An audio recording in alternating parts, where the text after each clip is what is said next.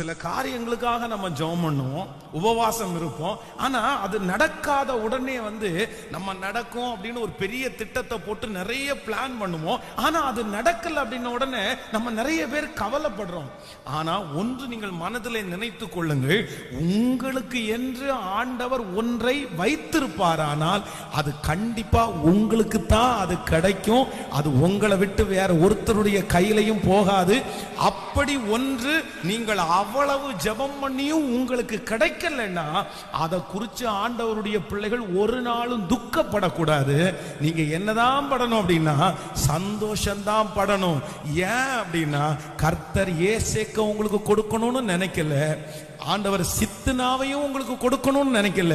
கர்த்தர் உங்களுக்கு ஒரு பெரிய ரகபோத்தை கொடுக்கணும்னு கர்த்தர் நினைச்சிருக்கிற அந்த ஒரே காரணத்திற்காக மட்டும்தான் அது நமக்கு கிடைக்காம போயிருச்சு.